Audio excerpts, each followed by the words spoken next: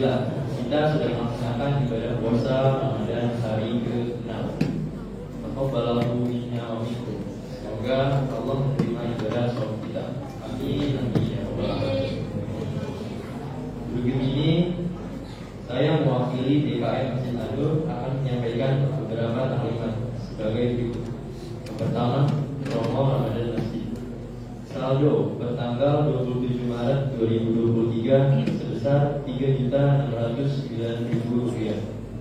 Penerimaan tanggal 27 Maret 2023 sebesar Rp669.000. Pengeluaran tanggal 27 Maret 2023 sebesar Rp300.000. Saldo saat dibacakan tanggal 28 Maret 2023 adalah sebesar Rp3.988.000. Jazakumullah khairan katsiran. Semoga Allah membalas amal jariah Bapak Ibu jemaah sekalian. Amin amin ya rabbal alamin. Informasi kegiatan masjid selama di bulan Ramadan 1444 Hijriah ini adalah sebagai berikut. Pertama, kegiatan santren kilat di pertengahan bulan Ramadan. Yang kedua, nikah pada 10 malam terakhir bulan Ramadan. Yang ketiga, progres dalam Ramadan sejak pembukaan lelang pertanggal 26 Maret 2023 akan disampaikan oleh tim lelang Ramadan.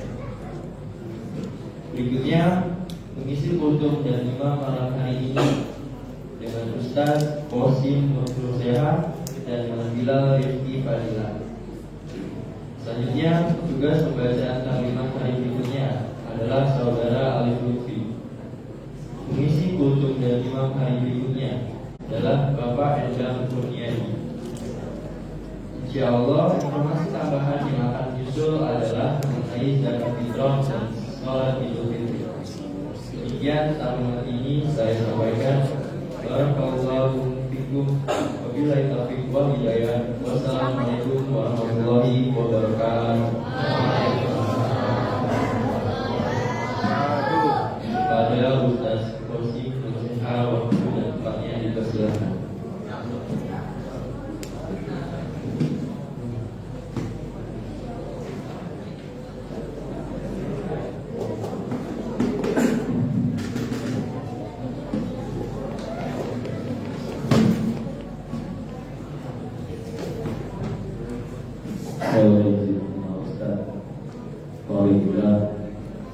Beliau masuk bersehat. Jadi kalau yang udah angkatan 70-an udah pernah masuk bersehat, seorang kali, nah, beliau ini salah satu namanya mengambil baru dari namanya masuk bersehat. Dan alhamdulillah memang basicnya kali. Jadi yang saya bilang kemarin, alhamdulillah saya hari kita bertemu dengan orang-orang yang soleh, insyaallah berpikir dan tentu membawa berkah. Kalau seperti itu tadi udah ingat ya. Terus saya sampaikan hanya kembali buat kita semua kita bersama dulu. Salatullah, salamullah,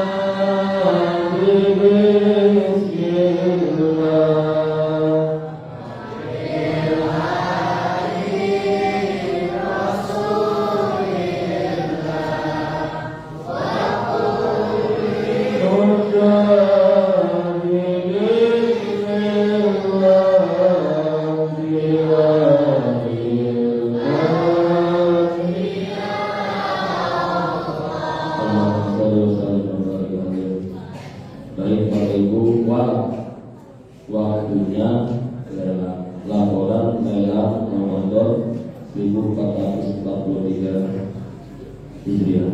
Ada beberapa update untuk malam hari ini. Dan waktunya saya informasikan masih panjang.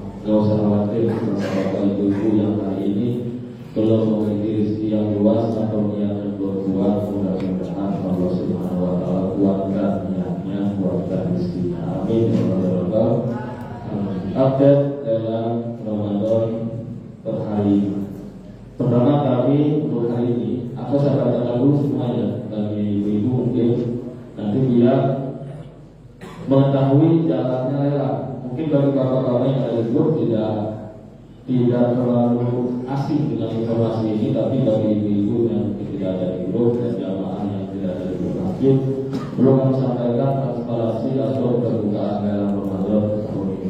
Yang pertama, kami menerima dari Ustaz Al-Mudi selaku pengisi acara pada malam tarawih sebesar 500.000 dikonfirmasi bukan dalam bentuk transfer tetapi dalam bentuk cash.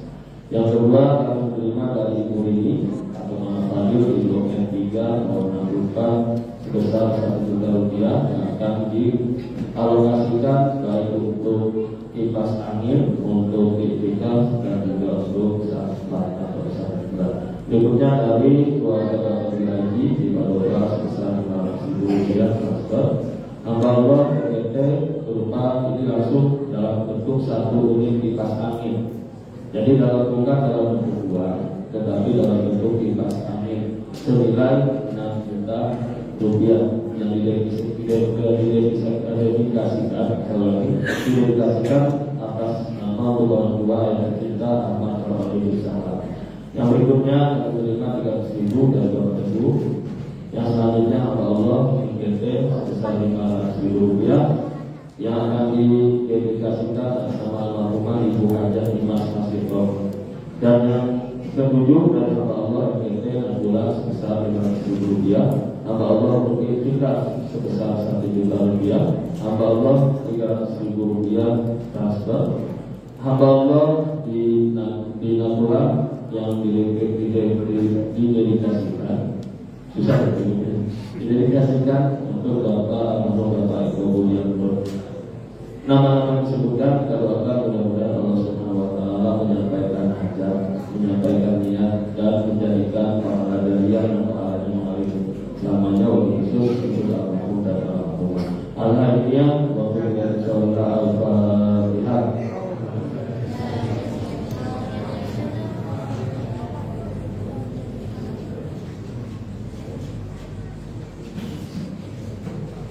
Posisi dalam Ramadan RAP sebesar 23 juta rupiah dan posisi hari ini terkumpul dalam nilai tunai sebesar 6.600.000 rupiah. Non tunai berupa kesiapan untuk konsumsi sahur 3 hari pertama iktikaf dan 1 unit kipas angin sehari. Demikian laporan dalam Ramadan. Wassalamualaikum warahmatullahi wabarakatuh. Alhamdulillah saya Bapak Ustaz Qasimul Seha Alhamdulillah.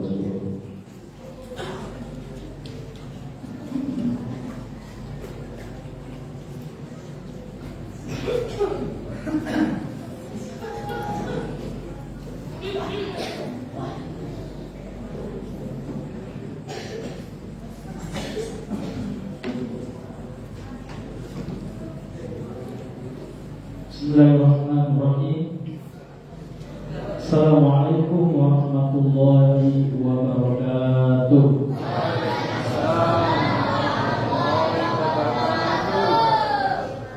Alhamdulillah kita kultum Ramadan dulu ya Pak ya. Biasanya juga kepikiran kalau lagi sholat kayaknya kultumnya lama ini. Padahal kultum kan artinya 7 menit, ini kok lebih jadi setengah jam. Jadi pikiran tapi alhamdulillah kita kultum dulu sehingga nanti pas tarawih kita lebih khusyuk mungkin ya. Dan dipikirin juga bacaannya kita panjang-panjang ya. Kadang-kadang kita begini ya Pak, kalau ibadah kadang-kadang sulit ikhlas. Alhamdulillah alladzi kataba 'alaina as-siyama wa salata lit-taqwa. Asyhadu an la ilaha illallah wahdahu la syarika lah wa asyhadu anna Muhammadan abduhu wa rasuluhu la nabiyya ba'da. Allahumma shalli wa sallim wa barik ala sayyidina Muhammadin wa ala alihi wa ashabihi ajma'in. Amma ba'd. Alhamdulillah, segala puji bagi Allah Subhanahu wa taala yang senantiasa kita selalu bersyukur atas nikmat-nikmat yang telah diberikan kepada kita semua, hingga sampai saat ini, pada malam ini kita semua masih sama-sama diberikan kesempatan, diberikan kekuatan untuk melaksanakan ibadah di bulan suci Ramadan yang penuh dengan keberkahan dan kebaikan. Salawat serta salam marilah kita aturkan kepada junjungan kita Nabi Muhammad yang senantiasa menjadi uswah dan qudwah dalam kehidupan kita, yang telah banyak mencontohkan berbagai amalan yang disyariatkan di bulan Ramadan ini. Mudah-mudahan senantiasa kita semua dapat mengikuti sunah-sunahnya. Amin ya Allah ya Rabbal Alamin. Jemaah salat tarawih yang dirahmati oleh Allah Subhanahu wa Ta'ala, kalau kita perhatikan, sesungguhnya setiap ibadah itu mempunyai dua potensi yang saling beriringan. Suatu ibadah bisa jadi dia akan menjadi ladang pahala dalam kehidupan kita, yang suatu saat bisa kita petik hasilnya di hari akhir nanti. Namun ibadah itu sendiri bisa menjadi fitnah, bisa menjadi ancaman manakala kita mengerjakannya tidak sesuai dengan aturannya. Naudzubillah, tsumma naudzubillah, kita berlindung dari semua itu. Nah, dalam hal ini kita bisa melihat contoh yang jelas di dalam surah Al-Ma'un. Dalam ayat ini Allah Subhanahu wa Ta'ala menjelaskan kepada kita tentang orang-orang yang celaka di dalam sholat. Dan ini dijelaskan dalam surah Al-Ma'un ayat 4 dan 5. Fawailul lil musallin alladzina hum an sholatihim sahun. Artinya, maka celakalah bagi orang-orang yang sholat, yaitu orang-orang yang sholatnya lalai. Nah, jadi dalam hal ini sholat bisa menjadi suatu fitnah, bisa menjadi suatu ancaman bagi seseorang manakala ia tidak mengerjakannya sesuai dengan aturannya. Seperti halnya ketika kita berpuasa Ramadan, kadang kita dengar orang puasanya rajin, tapi sayang sholat 5 waktunya kadang tidak lengkap. Mungkin bisa jadi sholat subuhnya hilang, atau mungkin juga karena lelah sholat zuhurnya terlewatkan. Nah, ini tentunya jangan sampai terjadi ketika kita melaksanakan ibadah bulan suci Ramadan ini. Kita berpuasa tapi sholatnya ada yang tidak kita kerjakan atau kita laksanakan. Maka dalam hal ini kita juga sebagai orang tua senantiasa mengingatkan anak-anak kita, terutama setelah kita bangun sahur, mungkin sahurnya jam 3, sehingga anak kita ketiduran, gak kita bangunkan, langsung pergi sekolah sehingga tidak sholat subuh. Ini tanggung jawab kita, karena bulan Ramadan ini adalah bulan pendidikan untuk anak-anak kita dan keluarga kita. Jangan sampai terjadi demikian. Karena dalam hal ini betapa pentingnya sholat dalam kehidupan kita. Kenapa? Sholat itu sendiri merupakan as-sholatu imaduddin, wa man aqamaha faqad aqamani, wa man tarakaha faqad adamani. Sholat itu tiang agama. Siapa yang mendirikan sholat berarti dia mendirikan agamanya. Siapa yang meninggalkan sholat berarti dia meruntuhkan agamanya. Bukan itu saja. Dalam hal ini, sholat juga merupakan as-sholatu miftahul dan kuncinya surga. Karena dalam hal ini bisa dilihat, semua amalan itu tergantung dari sholat yang kita kerjakan. Walaupun kita puasa full 1 bulan, tapi kalau sholatnya sering ditinggalkan, jangan berharap kita akan masuk surganya Allah. Kenapa? Karena sholat ini merupakan amalan yang pertama kali dihisab pada hari kiamat nanti. Kalau sholat kita baik, maka amalan yang lain pun akan mengikutinya dengan baik. Lalu bagaimana dengan puasa Ramadan kita? Apakah ketika kita mengerjakan puasa Ramadan ada ancaman yang diberikan Allah kepada kita? Nah, dalam hal ini Rasulullah Shallallahu Alaihi Wasallam memprediksi orang-orang yang berpuasa namun tidak mendapatkan hasil dari puasanya. Apa kata Rasulullah dalam sabdanya? Rubba shahim azru min siyamil juwa. Ada kalanya orang yang berpuasa yang didapat itu cuma lapar dan hausnya saja. Kalau kata bahasa anak sekarang bukan sedih lagi ya Pak ya, sadis adanya. Yang didapatnya cuma lapar dan haus saja. Jadi puasa kita nggak ada bedanya dengan anak-anak kita kebanyakan. Menahan lapar dan haus saja, sedangkan pahalanya tidak kita dapatkan. Nah, oleh karena itu dalam hal ini senantiasa kita harus menjaga diri kita dari perbuatan buruk yang dapat merusak pahala puasa kita dan menghindari kesalahan-kesalahan yang kita lakukan ketika kita berpuasa. Apa di antaranya? Yang pertama, ada orang yang berpuasa tapi tidak ikhlas puasanya. Kalau kita berbicara masalah ikhlas, ikhlas ini pekerjaan hati, amalan hati. Maka oleh karena itu dalam hal ini ketika kita melakukan segala sesuatunya, yang kita luruskan adalah niat kita dengan ikhlas di dalam melakukannya. Maka kalau kita lihat hadis niat ini, kalau dalam hadis arba'in diletakkan nomor pertama karena begitu pentingnya. Innamal a'malu binniyat wa innamal likulli imri'in ma nawa. Nah, kita udah hafal ya. Sesungguhnya amalan itu tergantung pada niatnya, dan sesungguhnya seseorang mendapatkan apa yang ia niatkan.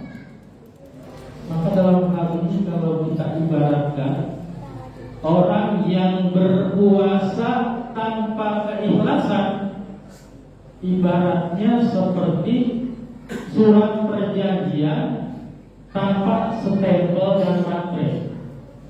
Kira-kira suratnya sah nggak Pak? Nggak ya Pak ya? Kira-kira surat itu sia-sia nggak dibuatnya? Sia-sia. Karena ibaratnya seperti itu ketika orang yang berpuasa namun dia tidak ikhlas di dalam mengerjakannya. Kadang-kadang lagi puasa ngeluh terus, aduh panas banget hari ini, lagi puasa lagi, dalam hati begitu terus. Bagaimana puasa kita bisa ikhlas kalau gitu? Sebentar-sebentar kita mengeluh. Padahal ketika kita memang benar-benar melakukan puasa itu dengan keikhlasan, mungkin haus itu tidak terasa begitu di dalam tenggorokan kita ya, tidak begitu haus rasanya. Nah, dalam hal ini pada dasarnya ibadah puasa kita sebenarnya melatih kita untuk menjadi orang yang ikhlas. Karena ibadah puasa yang kita lakukan ini adalah ibadah antara seorang hamba dengan Allah Subhanahu wa taala, dengan Tuhan. Kata Allah, as-sawmuli wa ana azim. Puasa itu untukku dan aku yang langsung memberikan pahalanya. Maka oleh karena itu dalam hal ini senantiasa kita harus menjaga keikhlasan di dalam setiap ibadah yang kita lakukan. Ini perintah Allah. Wa ma umiru illa liya'budullaha mukhlishina lahu-din. Itu pula dalam surat Al-Baqarah kita diperintahkan agar kita beribadah mengabdi kepada Allah dengan penuh keikhlasan. Bahkan Rasulullah juga mengingatkan kepada kita, ya ayyuhan nasu isu a'malakum billah, fa inna Allah la yaqbalu min a'mali illa ma as-salah. Wahai sekalian manusia, bertulus ikhlaslah kalian terhadap amalan yang dilakukan, maka sesungguhnya Allah tidak akan menerima amalan yang tidak dikerjakan dengan penuh keikhlasan. Kenapa? Ikhlas ini merupakan intisari dari segala amalan yang kita lakukan. Maka sering kalau kita merenung, sudah berapa banyak amalan yang kita kerjakan dengan penuh keikhlasan. Karena ketika kita bermuhasabah dengan diri kita sendiri, kita sulit menjawabnya. Sudah berapa banyak amalan yang bisa saya kerjakan dengan penuh keikhlasan?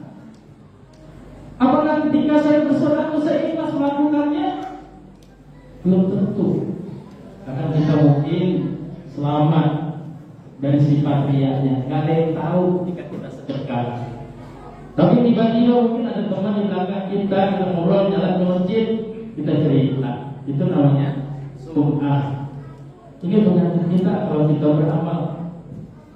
Ya kalau tidak penyakit riya yang muncul, penyakit sum'ahnya, apalagi kedua-duanya. Itulah yang dapat merusak pahala amalan kita. Maka dalam hal ini kita tentunya harus berhati-hati. Maka sebenarnya ikhlas itu, kalau kita memang sebenarnya kalau kita ambil ibarat yang lain, orang yang ikhlas itu maaf seperti orang yang BAB ya Pak ya. Sebelumnya mungkin dia makan makanan yang enak. Kamu bisa makanan yang enak, nasi kebuli misalnya, enggaknya. Atau mungkin pakai rendang, bakso rusuk, jadi lapar ya adanya. Tapi ketika kita keluarkan, kita tidak mengatakan wah yang keluar ini nasi kebuli, wah yang keluar ini rendang, wah yang keluar ini bakso rusuk. Kita ikhlas ngeluarinnya. Nah sebenarnya itu keikhlasan ya Pak ya. Gak kita ungkit-ungkit, gak kita sebut-sebut, kita ikhlas ngeluarinnya. Jemaah salat tarawih yang dirahmati oleh Allah Subhanahu wa taala. Kemudian ya, yang kedua dalam hal ini, orang yang berpuasa tanpa ilmu, tanpa adanya pengetahuan. Maka Ibnu Qayyim rahimahullah mengatakan, orang yang beramal tanpa ilmu ibaratnya seperti orang yang berjalan tanpa penuntun. Nggak tahu, nggak jelas arahnya kemana. Yang penting jalan. Nah kemudian dalam hal ini ketika seseorang benar-benar memahami tentang tata cara beribadah dengan baik yang benar sesuai dengan ilmunya, maka dalam hal ini tentunya dia akan mendapatkan pahala yang terbaik dalam kehidupan. Apa? Karena ibadahnya dengan ilmu. Tidak sama orang-orang yang berilmu dengan orang-orang yang tidak berilmu.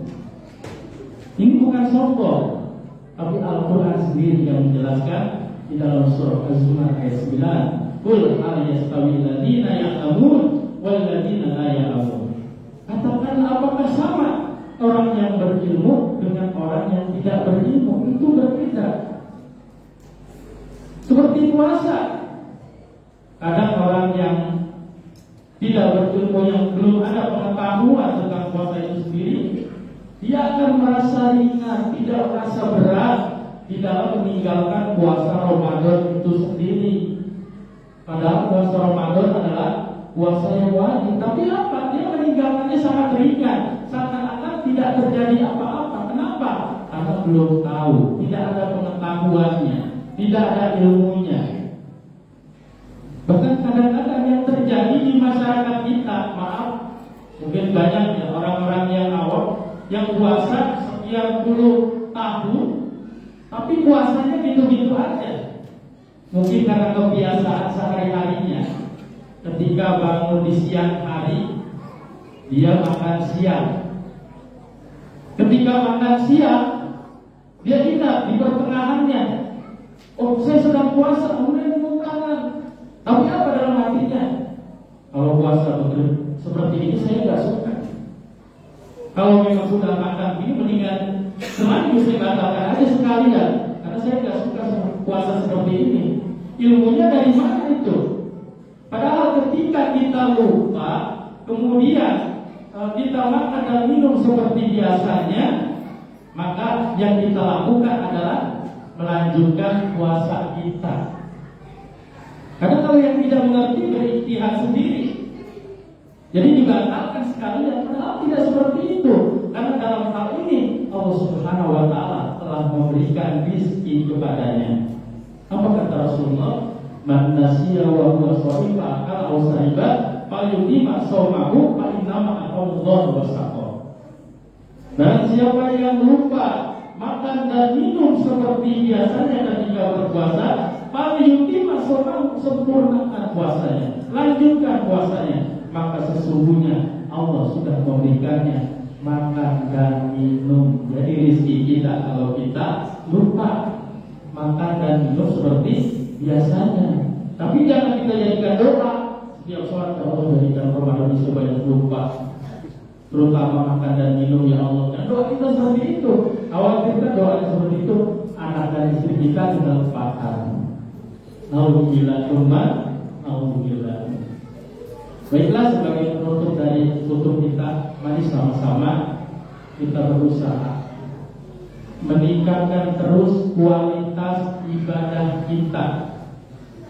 Itu dengan cara memahami seputar hukum-hukum puasa Ramadan, dengan cara membaca, mengkaji, mendengarkan nasihat-nasihat yang disampaikan, sehingga semua itu akan dapat memantapkan hati kita di dalam melaksanakan ibadah bulan suci Ramadan. Barangkali inilah yang disampaikan. Waalaikumsalam warahmatullahi wabarakatuh.